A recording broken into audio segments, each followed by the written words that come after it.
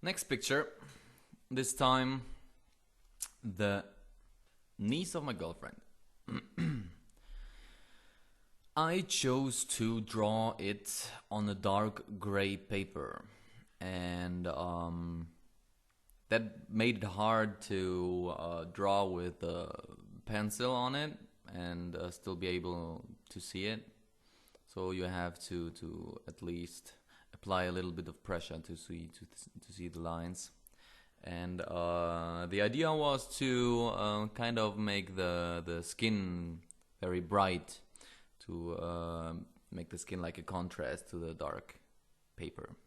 And it's like an alternation to when you have like really white paper. And I really like to play with those backgrounds, and sometimes the background has like a grayscale tone you just can use for your picture, which just helps you. You just have to paint one color less, you know. So right now, and you will in the end see what the problem with the whole thing is. I was using two kinds of pencils. I was using, for white, I was using white charcoal and also white color pencils. And I started to use the white charcoal and was like coloring the skin bright, and I was using like a cotton stick to smooth it out. But the structure of the paper kind of gave me a hard time to give the skin a really smooth look. And that's basically what baby skin is famous for. So that the lesson I take out of it is that I really have to focus on like what paper I take for smoothing out, and also that white charcoal is not the best choice for doing that. In the end, I tried to fix it a bit to smooth it out with the color pencils, but it wasn't still the result I wanted to achieve. But lessons learned, and for the next art pieces, I will know better. So still, you can see the face evolving. As you see, like I was using the gray paper to kind of color without painting, color the lips already, and I only needed to put some highlights on it, and you already have like those realistic looking lips, and you can just add the teeth and you're almost done with the whole mouth. And I didn't have to draw too many teeth. The overall scene is that this little angel was bathing in milk with strawberries in it. So that's what she is holding here in her hand, a strawberry. And when it comes to proportions, what you need to know is that the ratio of the head size compared to the body size is way higher than compared to an adult person. When you look at an adult person, the height of a head makes 1/8 of the whole body.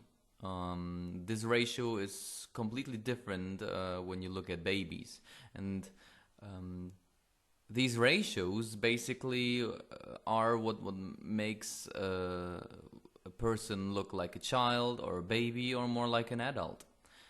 Look how big those eyes here are compared to the rest of the face. The smaller you make the eyes, the bigger the person looks also. And same thing with the head. The head is really big compared to the body size, and this gives this drawing like this baby looking style. Yeah, and also the hair you can create a very realistic hair by just three different colors. You have already the grayscale paper, you make the white highlights, and you play a bit with the pressure with the black colored pencil, and that's it. You can with these easy steps you can create hyper realistic hairs or hair. And she was wearing like a crown of plants, and it is a combination of green leaves and white flowers. So I was starting first to get the form right of the whole thing, and just giving it like the ground color of it. And then I was starting to get into the details, and I didn't want to continue to the next part of the flowers until the place I was passing is already completely detailed. I think it's something motivational to me when you already see parts evolving and looking really good, and you move on to other parts, and you just get the feeling that you want to finish this painting or this drawing.